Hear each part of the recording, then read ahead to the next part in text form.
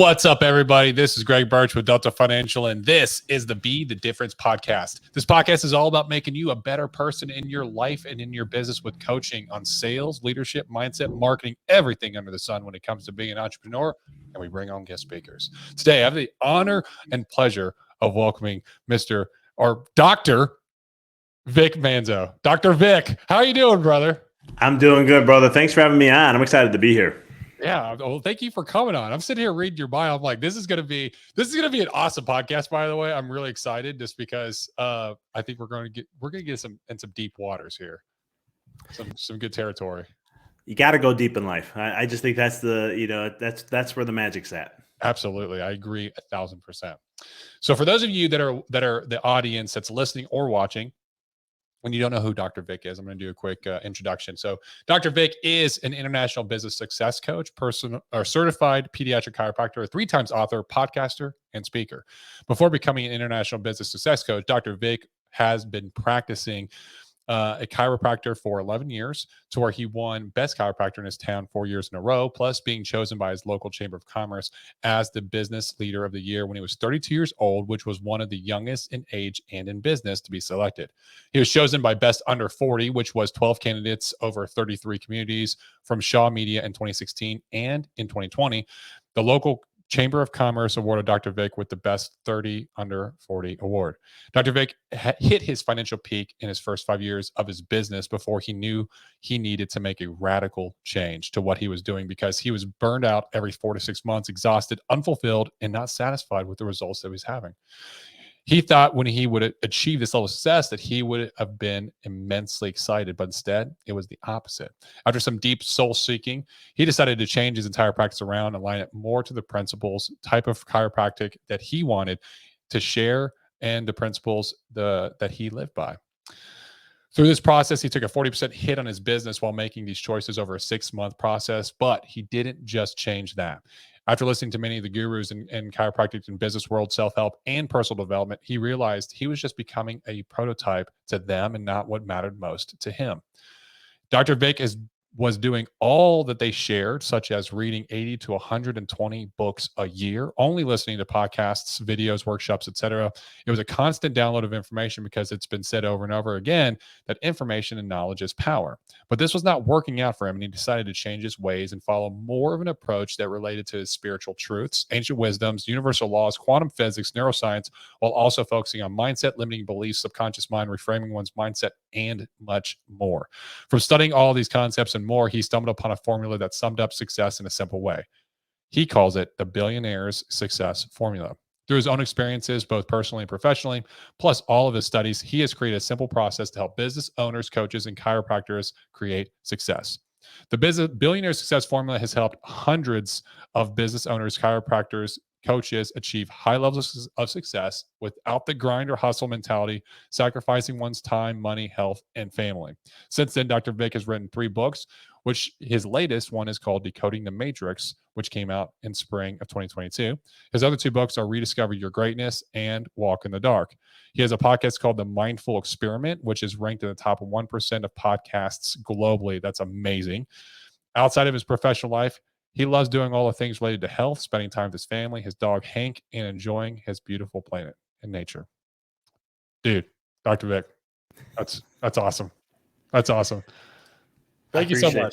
That. So I'm actually kind of excited. I'm really excited. I'm almost giddy, because I don't get many people that talk about law of attraction, about quantum physics, metaphysics, on the podcast, and I feel like people hear about it and they're like, that's like frou-frou, it's bullshit, that doesn't work, it's like The Secret, and they call bullshit really quickly.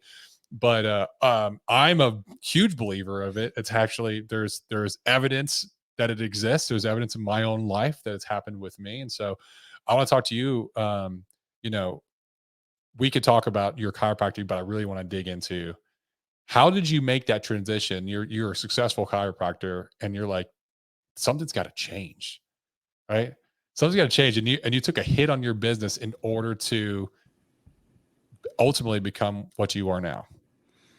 You hear the saying, you're sick and tired of being sick and tired. I was tired of the uphill battle, that grind, that hustle, because the way life kind of works is that when you believe something or you give into it and you believe this to be true, then you come into that construct and that program, and you're going to have the same experience. So if you listen to business advice and says it's a grind and hustle, it's a you got to put the sweat equity in, you got to sacrifice all these things to get to success, and eventually you'll get there. Eventually it'll happen at some point, but you just got to keep doing it and just keep going all day, every day.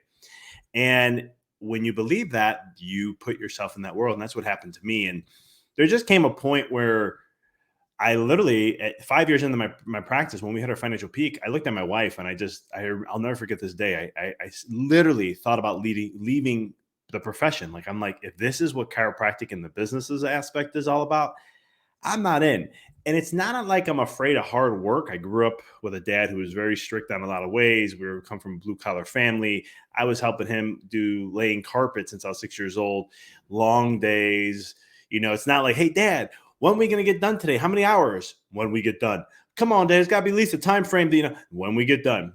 Oh, man, I can't plan anything out with this. And that was kind of my, most of my weekends, some of my weekends, not all of them. But it was one of those things where something had to be different. Something had to change. And I literally just started to look at my life and just realize that my practice wasn't what I wanted it to be. And I really was becoming a byproduct of all the people I was listening to rather than be the byproduct of myself. And I think that happens so much in today's world with social media. And I see it so much happening. And I was like, I need to be me. Like, it's okay, I can learn from others, but I need to be me. And that's when I decided to just like shut everything down and be like, this is how I'm going to approach things. I define success, right? We really define our reality. You hear it all the time. You're the author of your life.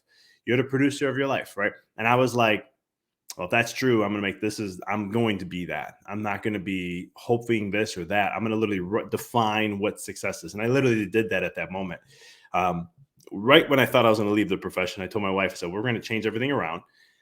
We started to I defined what success was. What was I as a chiropractor? Who am I showing up, supporting and presenting the chiropractic profession? Because as a chiropractor, I'm one of the many I present in a certain way in my community. And after defining all that and going through that whole journey, taking a 40% hit, a year later, just a little over, we were right back to where we were financially. I worked 50% less than what I was doing. And I never had to worry about the business ever again. Like, literally, it was like almost pretty much on auto. Like, when things would go down, or like say we had a lean month or a couple lean months, I just sit there and go, all right, let me reframe my mindset. Let me get back to my vision. Let me get back to here. Let me get my energy, mind, and all that stuff right. And then all of a sudden I get real centered and I say, okay, God, universe, whatever. I'm like, I'm centered. I got my energy ready. I know there's people I need to serve. I'm ready to bring them. The door's open. And it can happen within that day. It can happen within the week. It can happen within a couple weeks. But it was usually around that time frame of when I would see things turn around that fast in the business when we were going through things like that. So that seems like a quick transition that you were able to adopt that within a year and get back. Like, you had that dip. You took a 40% hit in your business. And then within the next 6 months, you're back at where you were before you started this, but you're working 50% less. That's a pretty quick turnaround. What were some of the things that you applied during that time frame that you're like, hey, these are the books I'm reading, or this is what I'm learning, this is what I'm putting into my mind in order to apply these strategies? See, so what I did was I started looking back at what I knew already, right? So a lot of times we're always looking out for the next thing. And this time I was like, I'm tired of looking out. I've been doing that for the last, I don't know, since I was 8. But at this time in my career, 5 years in where I was at, almost the last 10 years of just studying self-help and reading all these things and doing what I'm being told to do. And I you know what? I understand quantum physics. When I was in chiropractic school, I kind of got a little frustrated when I got there because it was literally in the first year and a half, we learned like medical doctors. And so I'm like, why the heck am I learning like a medical doctor? We're chiropractors, we're vitalistic, we're this, we're that. I don't know why I have to. It was very disheartening because I moved away from my family from Chicago when I went to school in Dallas. So I'm like, I could have just went to the school in Chicago then if this was the case. And what school did you go in Dallas? I went to Parker. It was called Parker College of Chiropractic. It's now called Parker University. Okay. So I'm based out of Dallas. Oh, really? Yeah. Yeah. It's awesome. It's right off, what is it, 35 and Willow Springs Road, I think it's called, or Willow something road. But anyhow, yeah. Okay. So I'm sorry, I didn't mean to interrupt. Go ahead. No, no problem. And so I got to a point where I'm like, you know what? This is, the guy who created chiropractic, D.D. Palmer. He was a magnetic healer before he invented chiropractic, and he talked a lot about tone and all this other stuff. That was more metaphysical. He brought the metaphysical side of chiropractic out. That's what it really was. Yeah. And so I was like, I want to learn that. And unfortunately, I couldn't learn it in school. So I went out and learned energy healing. I became a Reiki master and trainer. I studied about 10 to 12 different energy techniques. I wanted to learn the depth of healing, to how am I really shifting and changing consciousness? How am I helping in all these different levels? Well, That's yeah, what I didn't realize was going to happen was I learned about consciousness, quantum physics, more about how the world works, all these different, how law of attraction, manifestation, universal laws, all these things. And so what I did was I just went back to those things. And I said, you know what? I've been doing 90%, 95% of action. I just been grinding out for 5 years straight. Yeah, I hit my financial peak. Great. But when you're burned out every 4 to 6 months and unfulfilled, it's going to get to you eventually. Mm. And so what I did is I said, let me just flip that around. Because if everything's energy, which quantum physics has already proven, and everything in the physical world is just a different representation of how it's vibrating from an energy standpoint, then I was like, I just need to focus on my energy and my mind, because mindset, wherever your mind goes, energy flows. So I was like, you know what? I'm going to shift things. I'm going to focus more mindset and I'm going to focus more energy. That's the only thing I did different. I stopped reading books. I only pick up a book now when I feel like I need to read something. And it's funny, the books will just show up, or some people say, hey, I thought of you and I thought you would enjoy this book. And I'm going, that's what I needed to. Okay. I've been thinking about a book like that, not the actual book, but the concepts of what they talked about. Yeah. And it came to the point where that's where the shift was. And I did 90% on my mind and my energy, focusing on my vibe and my mindset, and only 10% on action, but the action was inspired. So what the difference is from inspired action to just taking action. Taking action is what I was doing. You just go, you got to do this. This is what you're grinding, you're hustling, you're doing all that. Inspired action is you're bringing it, you're getting inspired. Like you feel like a calling or a pull, or an idea comes to you and you're like, oh my goodness, I feel really good about that idea. I need to act on that. Mm. And you can't ignore it. It's not like you can go, yeah, I'll think about it. It's a great idea, but I'm just so boggled down with what I'm doing. I'm going to ignore that. And then it'll just keep coming. And next thing you know, I'm on a podcast and they bring up the idea and I'm just going, okay, all right, the universe is trying to get to me in some way, shape, or form. Yeah. And that's kind of when it's kind of pushing you in that direction to take that action. And that action is usually aligned to where you want to go. Your dream, your vision, bigger, double your, but whatever that is that your goal is, it's usually aligned to that. So you got into like the law of attraction pretty early in college while you're going through your doctorate. And you utilize those principles. I mean, amazingly, to be honest, in order to change your business, get exactly what you're looking to get, and then come out the other side to where you were right where you were before when you started at 50%, which is fantastic. When you decided, you're like, hey, something's got to give, something's got to give. What were some of the things that were happening in life besides the burnout that were like, I guess, a systemic issue of the burnout that you were sacrificing, that you felt, man, like I want more of this, or I want more family time, or whatever, that really drove that decision?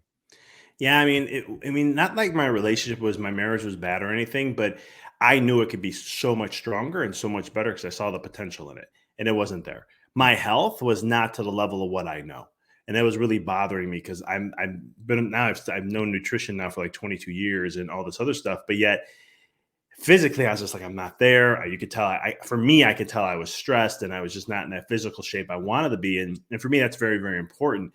And plus all the other health stuff I do with my health and whatnot, they weren't hitting the parameter. I saw them slowly getting worse, and I'm going, how the heck is this happening when I'm eating right? I'm exercising, I'm doing it. And I was like, no, there's something else here. But it was also having that freedom to do other things. Maybe this is because I was, I always tell my wife, and she understands this, like, I just can't just do one thing. Like, I'm just not this type of, when I was in chiropractic school, I was part of MLMs and multi-level marketing just because I felt like I needed to do something else just to keep me. It's like, it keeps me more centered and focused, which is totally the opposite advice of I would even give to my clients. But for me, that works in some way, shape, or form. And, but I had other things I wanted to do, like write a book, get back into podcasting, because I did have a podcast in 2012 on health. Mm. Did like 104 episodes in a little over a year. And then I was like, I said, there's so many people out there with health. I want to focus more on empowering my community rather than going out nationally and doing that. So I decided just to go change that around. And there was other things I felt like I wanted to do. These were the callings, right? Inspired action was coming through too. Like I kept thinking of a book, kept thinking I wanted to write, and eventually down the road.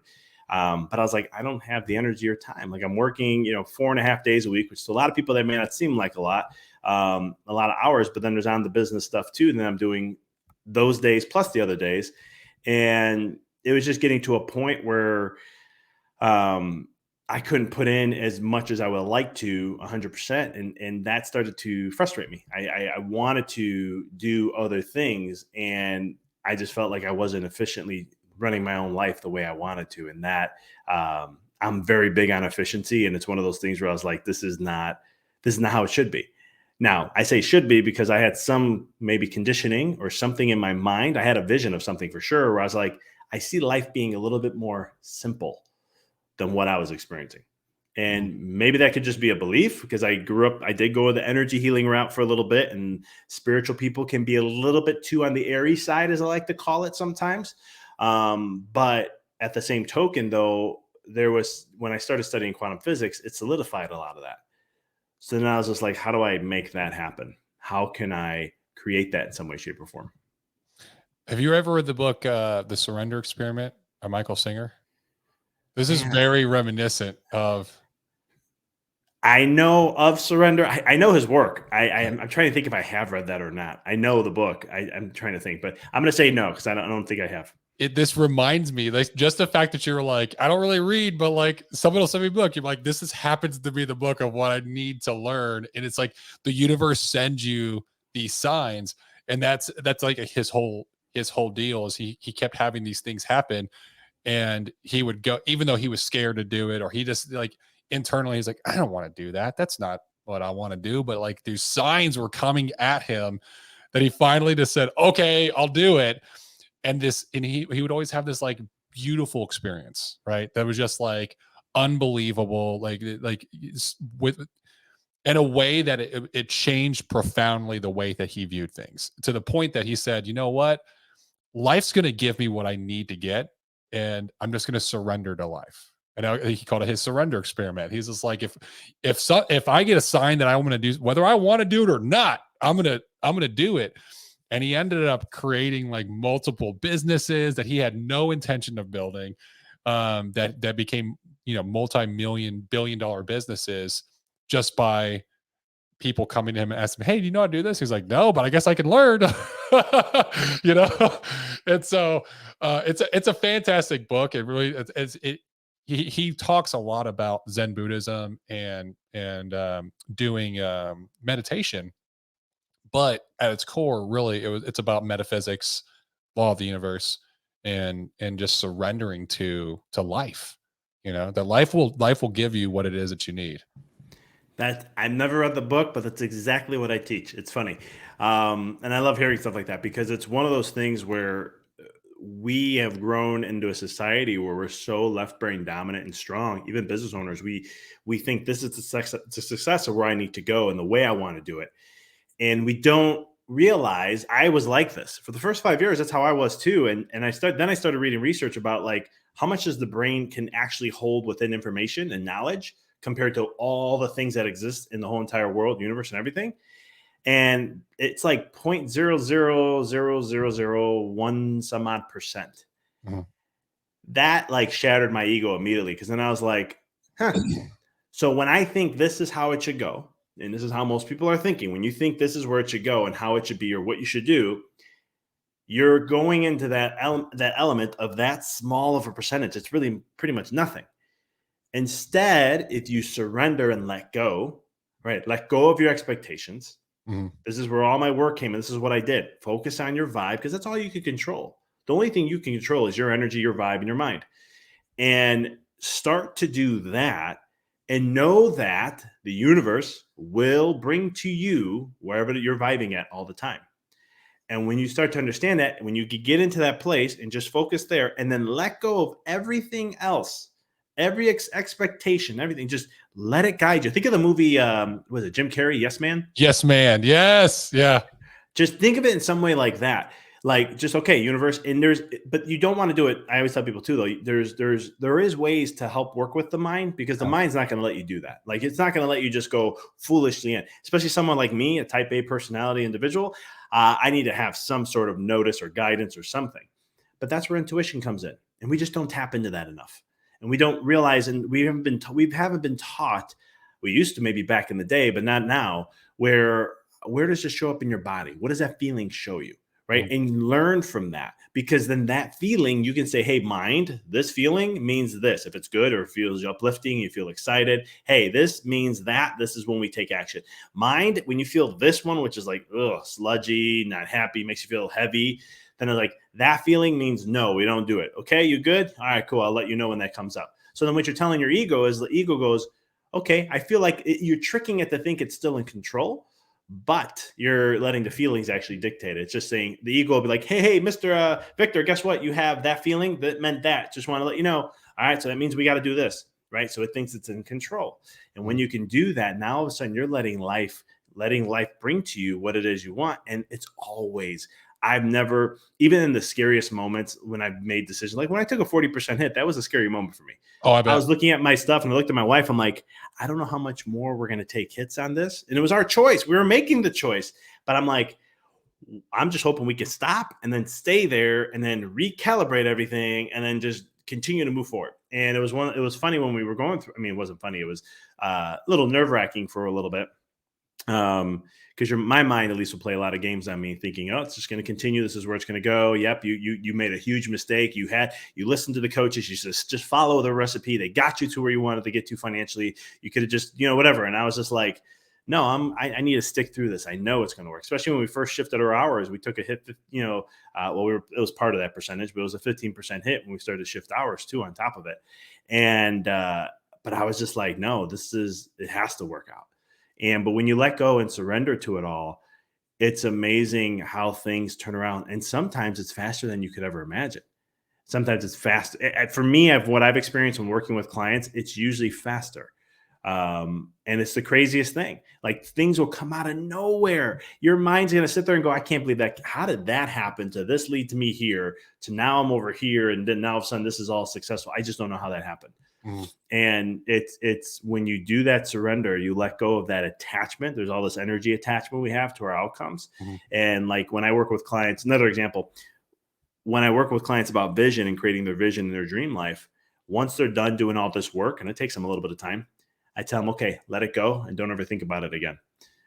And they go, are you freaking kidding me? I spent like a month on this and now you're telling me let it go. I'm like, yeah, you said it and you let it go. It's kind of like that commercial, infomercial with the turkey up thing, whatever, set it and forget it. Yeah.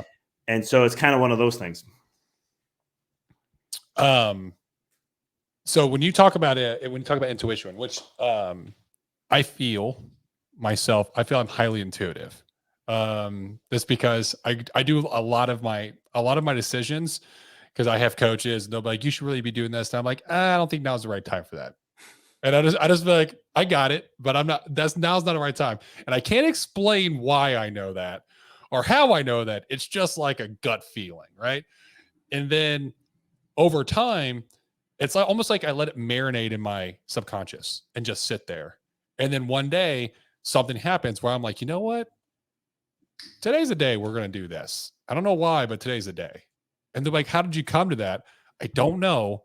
I don't know if it's like there's random pieces of facts that my brain is attaching onto and making connections in my subconscious that I'm not privy to, but I can just tell you that today's the day and this is how I want to do it. Right. And it almost always it just works out. But when it comes to intuition, do you have any strategies or tactics that people can work to improve their intuition? Yeah, I think the first thing is you want to understand the feeling. So the feeling is really, if you think about something that you really love, right? Someone, something, a spouse, a kid, job, whatever that is. Really hone in on that picture, see them in your mind, right? And you're getting that feeling, you're starting to see them. And now you're getting a feeling that's showing up. Now I'm coming to my chest because it's usually right in my heart center or it's right above my stomach. It's in between this range. I'll feel it. And that light airiness, that's the feeling that is aligned to love or aligned to that higher vibration, that higher consciousness level, what you want to experience from an emotional standpoint. Mhm. That's the feeling you want to know and pay attention to. Where is it showing up in your body and what does it feel like? Practice that. You can't, just knowing what I just shared right now is not going to have you master it, because there's little intricate parts to it. And you know this, you're intuitive. You were like, not right now. Then all of a sudden you go, yeah, I could feel like it's just right now. I have to do that. And it's like, and for you, you probably, and correct me if I'm wrong, you feel it where it's like, no, I have to do this. Like this is inspired action, right? Yeah. I have to do this. Like I have no choice. I usually for me, I'm like, I have no choice. I have to do this today. I'm getting this done today because I just have to do it. And sometimes my wife be like, why? I'm like, I have no idea, but I got to get it done. And the next thing you know, things come from that. And I go, look at the timing. Look at this. Look at that. Even in real estate investing, I've done like everything with the market. There's certain things we did, and it was all trusting that feeling. And man, it worked out way beyond our belief. Now, somebody will go, well, it was the market, this and that. Well, I didn't study the market. I didn't study. COVID was during that time. So I was like, I didn't study all these things. I just was like, no, it feels like this is what we should do. Flip a house. Let's go ahead. It's out of state. Crazy. We're going to go every month. But it worked out absolutely amazing. And some other stuff that we've done has worked out also. And so it's kind of, is it luck of the draw? Is it just because the market worked in my favor? Maybe, but quantum physics, there's no such thing as luck, right? And then I had feelings on those things. The opposite is true, right? So we're talking about the good feeling. Well, you also have to know when it's feeling not right. Think of something you're disgusted by, you hate. I only like using that word, but something that just really it's your pet peeve, right? Get that in your mind. You have that image in your mind. Now go ahead and what do you feel like? And what does that feeling show up? Is there a specific spot in the body that you really feel it? Does your muscle tense? Does this happen? For me, I get like this image of like slime on me, and I just got to like shake it off. And I'm just like, okay, that I know when I feel like that and I get real heavy, that is something I shouldn't do, especially when my gut will start to turn into like knots. Like it just feels like somebody's twisting things inside me. That's usually, and you can see how detailed I can get with all the feelings. I've been doing this for so long and I had to rebuild my intuition back up of being that sensitive to it so that I know not only do I get a feeling of like, no, this shouldn't be it, but I can even know how the depth and the variable to how much I should be like, no, like a knee-jerk reaction. This is not something I'm doing. Nope, done. And no, someone's trying to sell you something. I'm like, I'm done. We're done here. And they're like, no, but I'm done. Sorry, we're done. No matter what you say, nothing's gonna. We're not vibing here. I don't feel it. And so, I love that. So that's what you're doing. You just practice this stuff, and you don't have to do it with. I wouldn't say start with business decisions. Start with the smallest thing of what does my body feel like it needs to eat today, right? Because if you choose something wrong, it's not gonna harm you, at least initially, unless it's poison. So don't do that, please. But something as small as that, or which socks should I wear, or what shirt should I wear, what should I feel like I should wear today? And that is where you can start there small and then start to build up as you get used to this feeling. You'll see in the beginning, you may not be right as much, but over time you will. And one last tactic I could share about this is I had a friend of mine when I was in chiropractic school. She was so adamant about teaching me this because she's like, you're intuitive. You know how to do these things already. And I'm going, no, I don't know how to read your mind. And she would go play the game number 1 through 10 with somebody. Intuitively feel the number that shows up that they're thinking of. You can do this because in the beginning, I second guessed myself. I was doing all these things.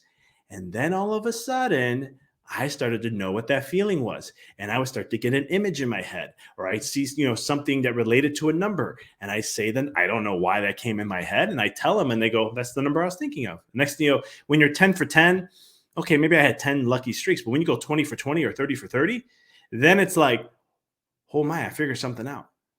So that's one of the greatest ways that, after, working through this, to play with somebody to build your intuition. That's actually a really great way that I've never even thought about, is doing the pick a number 1 through 10. Because have you ever heard of the Silva method for meditation? I do know. So I know the Silva method. Jose Silva method. So I just started doing the Silva method, like training on that.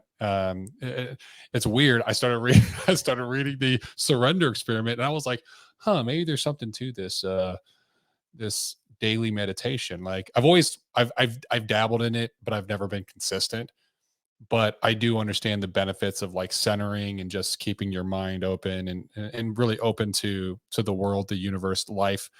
And so I was thinking about it for, I don't know, maybe about a week. And then I went on YouTube to go look at something, and there was an ad for the Silva method. And this guy, and I never watch ads. I always skip all the time. But there was something that was like, I'm gonna watch this. And I watched the entire, like, it was like a 30-minute ad, by the way. I was like, and I was like, this is actually really interesting. There might be something to this. And so I was like, I'm gonna look into it. So I started doing the meditation on the app, and it's been great. It's been great. But one of the things he teaches is basically is like intuition, ESP, like how to tap into that and get a higher state of mind in order to be able to sense those kinds of things. And I think that anybody can train themselves to do that. So that's fantastic. Yeah, I mean, there's meditation. It's one of the most powerful tools. It's the one I love to use the most. But people sometimes they'll ask me like, what do you recommend to get to that point? And I'm like, meditation. But here's the thing, you're not going to like me. And they're like, why? I was like, because you haven't probably sat with yourself and just sit there and focus on one thing.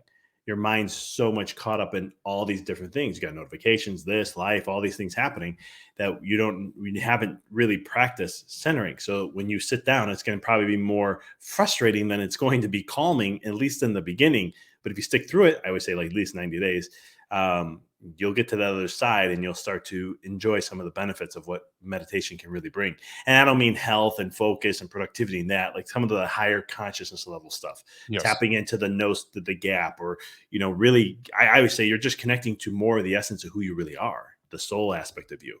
Mhm. And you're coming into that soul consciousness. And that's where you can see things from a higher level, a higher plane of existence or higher dimension. And that gives you more information. You may not understand that information, but you'll know that it guides you in a certain way or see things in different ways than what you're seeing it from just a human perspective. Absolutely. And I try to liken it to this. This is the way I saw it, is that I'm not used to meditating. It's not something that I've practiced, but my mind's a muscle like anything else. And I'm 38 years old. And this is like if I'd never been to the gym and never lifted a weight. And then I jump into the gym and I'm like, okay, I'm 38 years old. I want to get big. I want to get strong. I want to get muscular.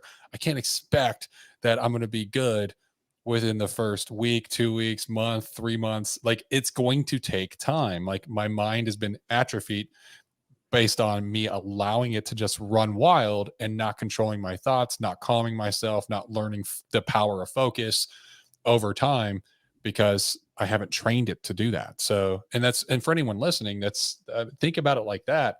It's absolutely right. Like we're so used to notifications. We're so used to just constantly allowing our mind and our thoughts to control or run wild, so much that it also controls our emotions. It controls our actions, everything. And not exercising control that we have over our mind. So absolutely, I agree 1,000%. So go ahead. Oh no, I mean I can continue on if you guys want. I can share another hack that you can do that's Oh, easier. I love it. Let's do this.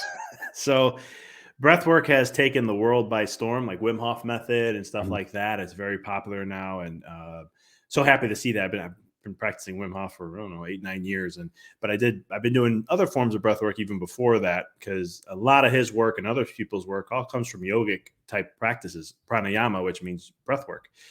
But breathwork is actually a lot easier to get to that state because it gets you there faster. So like it can, within 2 weeks to 2 months, depending on the individual, you can really get into even like psychedelic type states. And what I mean by psychedelic is just you're going into this higher alternate consciousness of it's still essence of you, but you can just get into that state like what yogis take 20 to 30 years to get to. Um, and it's so profound to do that. But there's not one's better than the other, as I always tell people. I'm like, breath work works. I mean, I can get into the neuroscience behind it, but at the essence though, like this morning I did 5 rounds of Wim Hof, and I mean, literally when I was done, I I usually do a little bit of automatic writing afterwards. So for those who may not know, automatic writing is me not thinking as I write. So I'm literally just writing whatever flows to me. And it's fascinating because I'll go back and read that. And I'm just like, when I'm back to earth, I always say it took me about over an hour to like feel like about a little over an hour and a half, where my mind was kind of like, all right, I'm back here. I'm ready to go. I got to get work done. Right. I'm ready to crank now. I have a little time. I have 3 hours. I want to hammer this all out. Mhm. But by the time that feeling came, I was like, before I start, let me just read this. And I read it and I'm going, yeah, this is some really high level, where did this come from stuff. And it's stuff I need to hear, or a perspective on something, or where I'm at in life and all these other things. But the breath work it's so profound. And like I said, there's so many out there, like Soma breath and Wim Hof, holotropic breath, square breathing. The square breathing is more for anxiety stuff, but you can use it for a lot of different varieties. But it's the key factor that it'll get you into that mental state and that consciousness level very quick. Like if you, and the more you do it, the deeper it goes. I had a friend of mine who used to tell him about this stuff, and I talk about all the spiritual stuff, and he'd be like, "Oh, that stuff's not that. That's that stuff that's that easy stuff." I was like, "I don't know, brother, man. Spiritual stuff is pretty intense. Like, it's pretty deep. It's going to bring up stuff." And he's like, "What?" A few years later, catch up. He goes, "Man, that spiritual stuff is the most intense freaking stuff I've ever gone through in my entire life. Breath work and all these other things he's done." And I look and I go, "Yeah, man, I was trying to tell you, it's not easy, and it still isn't easy. It's some things you get, but it allows you to see, when you're able to get to those levels of state of consciousness and be able to see things at that level. It just it allows you to see things more in a different perspective. So breathwork is another thing I would highly recommend. That's usually what I recommend first. I used to recommend all my patients, clients. I'm always like, do this first, do breathwork, and then meditate, because then it makes it easier for you to, one, go deeper into the meditation, but two, your mind's already calmer. So then you get to learn how to sit in that state and be more focused and so forth. That's actually a good point. I'm gonna start doing breath work. I've heard of Wim Hof and I know of it, but I've never done it. So that's probably the biggest challenge I have is when I'm meditating is my mind will wander a little bit. So I'll listen to a guided meditation and I'll be very focused, and then they'll tell me to think of something or put myself in a situation, or like usually it's the centering exercise is going a 3-2-1. So like 3, you concentrate on your body, relaxing your body. 2, you relax on concentrating your mind, and then 1 is that you just start to fall deeper and deeper into it, so in order to get to your alpha state. And so usually when I'm on the 2 and I'm trying to think of a tranquil scene, I put myself somewhere that would like relax my mind, I have like 5 different scenes that are coming on, and it's competing. I'm like, which one is the most tranquil? Like, oh, it's a beach. You're like, well, is this really the most tranquil scene I could think of? And I'm like, and I'm literally like, it's a war in my mind. And so I'm trying to like, just pick one, Greg. Just like pick one and let's go. So I could see how doing a breath work ahead of time could just completely calm your mind to amplify the effects of what's going on with when you do meditation, especially guided meditation like that. Yeah, I mean, I like to call it a neuro hack. I don't know how much of it really it is, but it gets you in that state to do that. Because I've been meditating for 15 years, and sometimes meditations I'll come back and I'm like, where the heck did I go? That was wow. I call it my bliss state. I'm like, that was blissful. And then it's like I have to like go take a moment just of what went on and where I was at. Because when you step out of time, it's a whole different world when you come back. Because sometimes I'll be in there and I'm like, I've been in here for 4 minutes, and I go, look, 38 minutes. I'm like, where the heck did that go?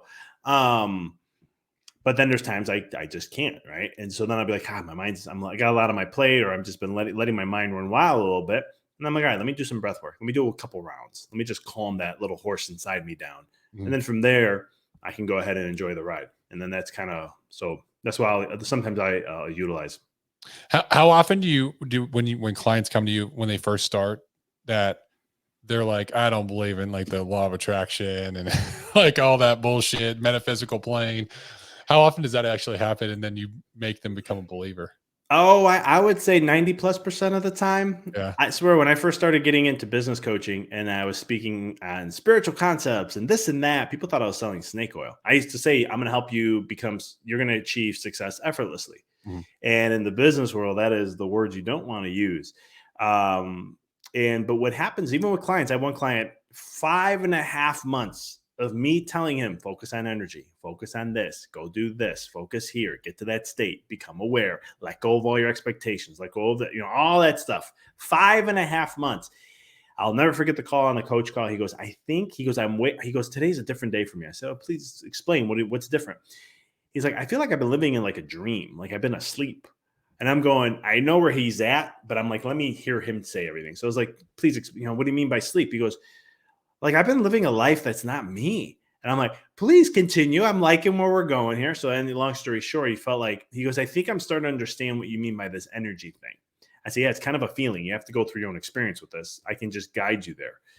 And all of a sudden he's like, okay, I'm going to let go, blah, blah, blah, all these things. 2 months later, something happens where his business now goes up. I think it was like 60 something percent. And again, something had to happen. Like he's a chiropractor. So something happened in his town where a chiropractor had to refer, he couldn't practice. So he was referring at this moment, all the patients to him. Mm-hmm. And he's like, well, it's just luck. If that didn't happen, it was this. I said, no. You chose it. He chose you to refer to you, to trust you. I'm like, that just doesn't happen out of nowhere. It's not like you guys are best friends. You just knew each other in the town. And I said, here, we walked down the whole thing. And I said, now look at how that has set you up. Look what that has done for you. It came out of nowhere. Had another client, same thing. Somebody wanted to create a partnership with them, and out of nowhere. And at first she's like, I don't know. We started looking at everything. I said, this can profit you $90,000 in your pocket, almost $100,000 profit. This is pure profit in her pocket just by locking in the deal. So it came out of nowhere. I have numerous stories I can share about these things, but it's one of those things where it is that battle to get them there, because we've been so conditioned to be head mind, strong mind on the mind, especially in business, because there's a lot more fears that come up. So we hold on the mind to trust it, which is like one of the worst things to do. Not that it's not good to have a mind, and you got to have that. That's the action part. You got to have logic. You got to have ego, determine patterns. But at the same token, there's a process to this where it's like when we let go, the surrender effect, then that's where you're allowing the magic to work for you.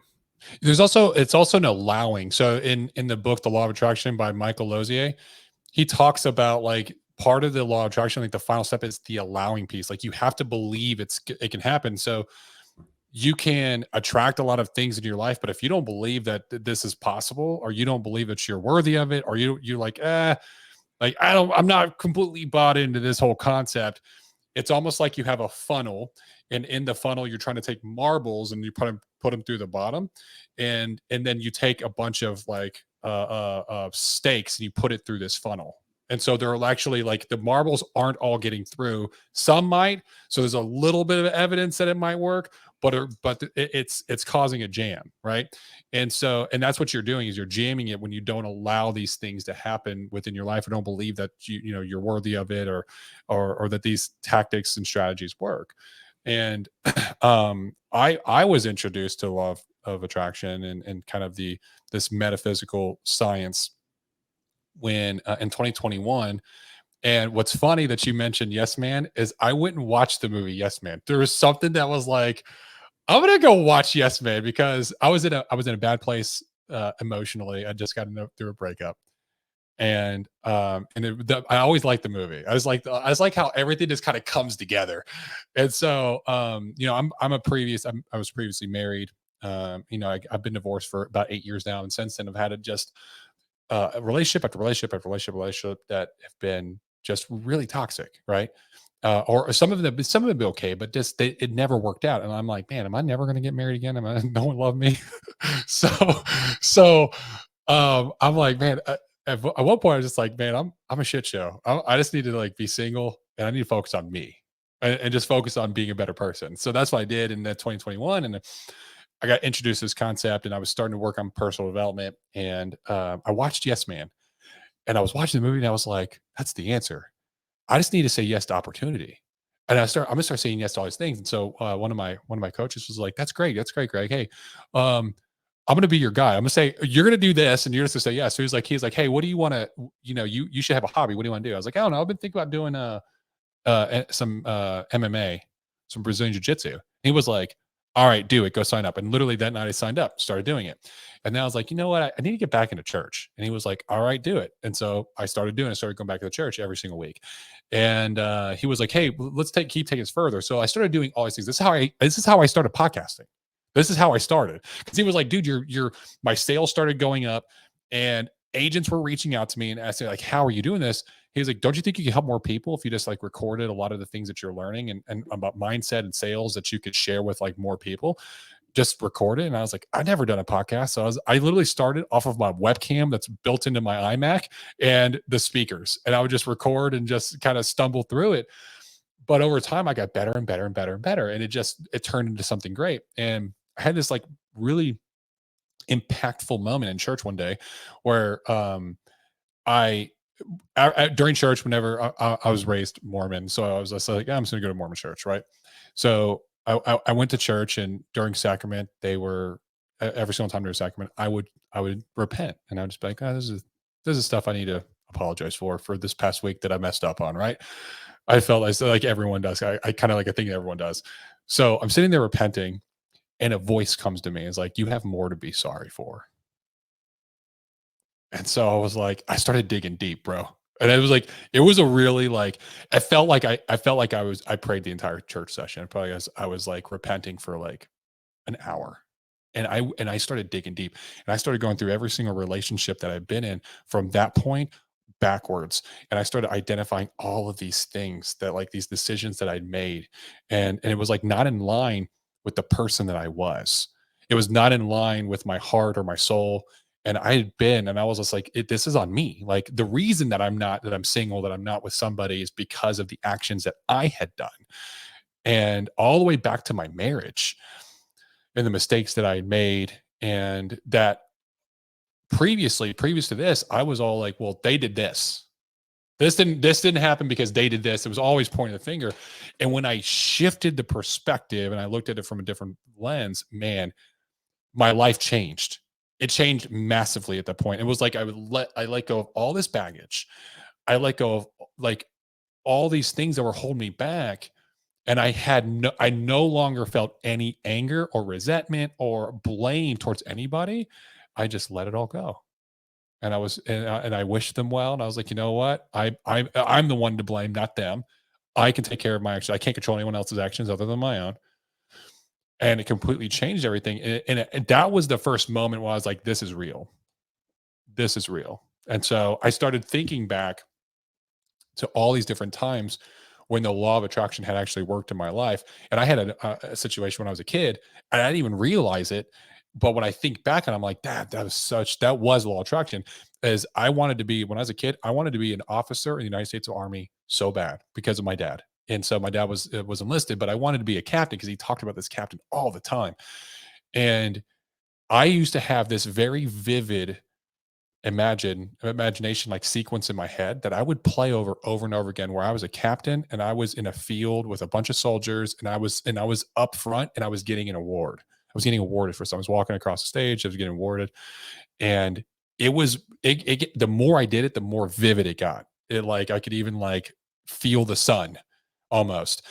And I did it. I did it from the time I was like 8 to like 12. And I wanted to be a captain in the United States Army so bad.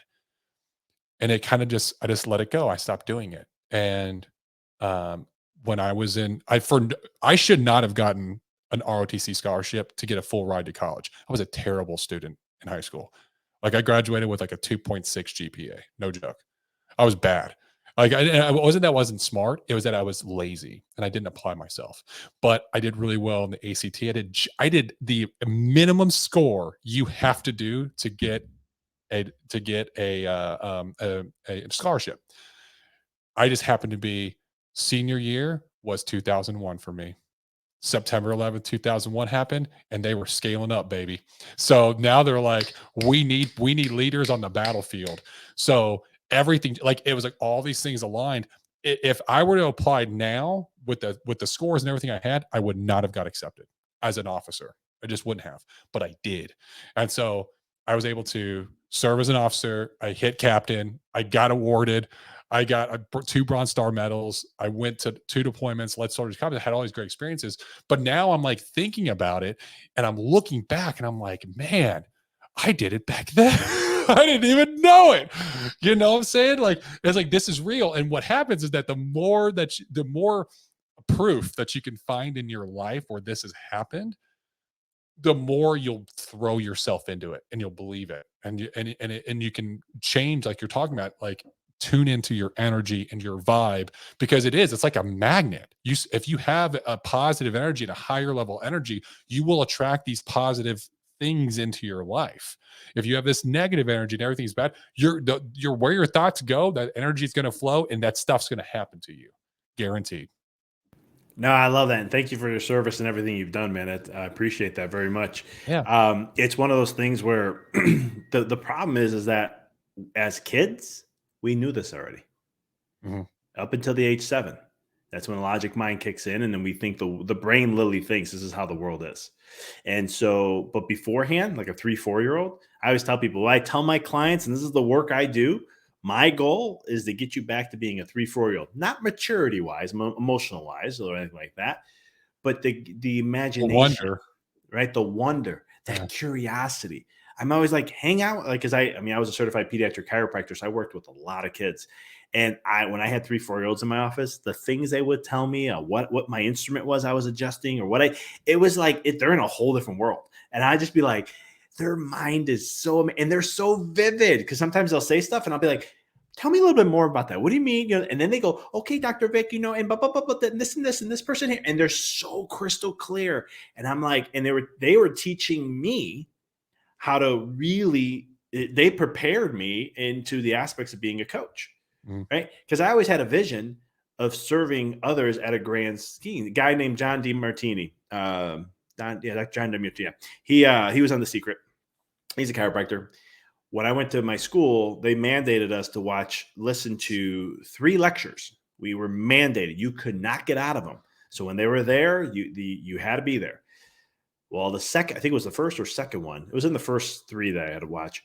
Dr. John DeMartini shows up, and listening to him speak and just the way he was, I saw myself being him. It was the craziest experience. Like, I was like, oh my God, I could see myself doing what he was doing. I could see myself being that way. I could see myself doing that. But then, I started visualizing and I started seeing it, and all these other things were coming up in my life to kind of support that, like having lunch with the president of our school, which I thought would never happen because I had a low self-worth. I didn't think I was worthy to even do that. And then next thing you know, his secretary's like, hey, you're late for your appointment. And I was like, oh, I had lab. Oh my God. But at least I have an excuse. I was with the president. They're not gonna hold me wrong on that. But then I let that go. And then you look back at my life when I was making this transition to go full-time coaching and let go of my coaching, my chiropractic office, and see what I've done in the last year. I look back and I'm like, oh crap, I'm living it. This is crazy. I'm not there speaking yet in thousands and thousands of people, but eventually I know that's going to eventually come. I feel like it's coming. But I was like, holy cow, this is happening. And I didn't even have to think about it. Like, it's just life is doing it. And that's kind of the way it is. And when we can just let go and just, you're saying, what was it? Allow it. Mm-hmm.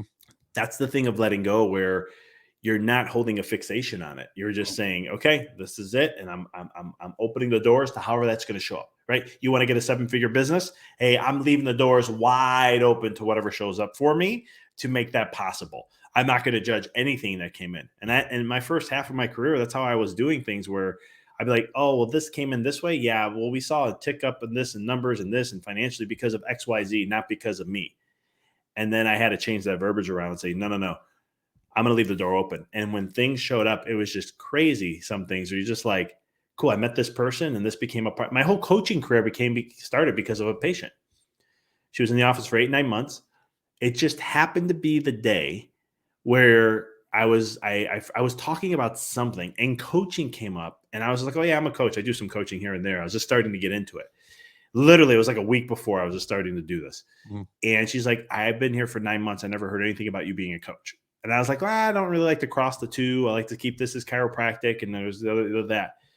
And then next thing you know, that created a nice little jump for me, where I started doing group coaching for a bunch of people that she was connected with. And then I started branching out, and it just started as a side hustle that way. But from one conversation, it just happened to me where I thought it was nothing, right? Leaving the door open, but just like, man, I don't, it means nothing. I'm just sharing this. And then, but it meant something on the other end where it created that. It's just the beauty of how this is how life was really meant to be in some ways, I say. And I'm putting my belief on that because I really believe that life is meant to be more colorful and more enjoying and being more in the unknown because there's so much more magic there. I think that's what we as souls, if I get a little spiritual, that's what we come to have these experiences and to be more in that state rather than what leads to unfulfillment, burnout, exhaustion, mental health issues, and all that is the muting of life. Mm-hmm. Hey, you want to be this? This is the experiences you're going to have. And if you believe that, then all of a sudden you're going to have that. And then you get all of a sudden it's just the same of what everyone else is experiencing rather than, hey, this is what I'm going to do. And this is what I want to create. And this is how I want to do it. And I'm just going to let it be and see how it goes, and keep the door open and just keep my focused on the vision of what I want to create and leave the rest to be. Oh, man, I can sit here and talk to you, Dr. Vic, for for another hour. Thank you so much for coming on, sharing. Really quickly, if anyone watches this and they're interested in finding out more about your coaching, where can they learn more about it or reach out to you? What's the best way? My website's my hub, empoweryourreality.com. If this what I've shared resonates with you in some way, shape, or form, you learn how to master these things. I do a free clarity call just to get to learn more about you, your business, what you do, and so forth. And it's really also to know if we're a good fit. If we're a good fit, then I'll share about what my coaching is and so forth. I have my podcast on there, my books are on there. Social media, if you want to connect with me, it's on the bottom left of the website. But that's how you find me. Awesome. And you can go check out his podcast, The Mindful Experiment. I'm actually going to go check out his book, Decoding the Matrix. So thank you so much for coming on and just sharing your experiences and a lot of the knowledge. This has been a great episode. So definitely go back, rewatch, because he dropped so many great nuggets in here with the breathing exercises, the meditation, how to actually improve your intuition. There's so much value here. I appreciate it. The last question I always ask, that there's 3 individuals that you can sit down with, break bread with, learn from, grow from, anyone in history, living or deceased. Who would those 3 be? Lao Tzu is the first one. He's the founder of Taoism. Love that dude. Wallace Wattles, if you ever read his book called The Science of Getting Rich. This is where all the secret comes from. The Law of a Secret, all that he talks about that back in 1900. He created that book. And when you read it, everyone, I recommend reading it. Because if you think what I'm sharing, some people may go, I don't believe this stuff. Listen to what he said in 1900. And the book is absolutely amazing. It's a whole process. I would love to just pick his brain on things like that. The last person is my favorite scientist of all time who does not get the recognition he should, Nikola Tesla. That's a good one. That's a really good one. I love that. Thank you. Those are all very unique. I've never gotten any of those with all my guests.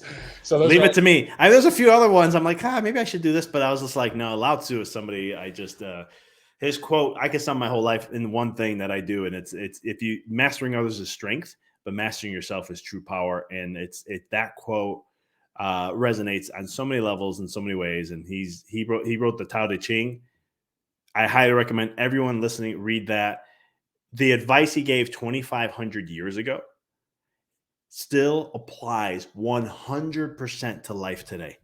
I love when you see stuff like that's what I call spiritual truths. It's stuff that transcends time, no matter what, no matter how we grow as a civilization. There's a common truth that exists, and he's one of his works is just absolutely amazing.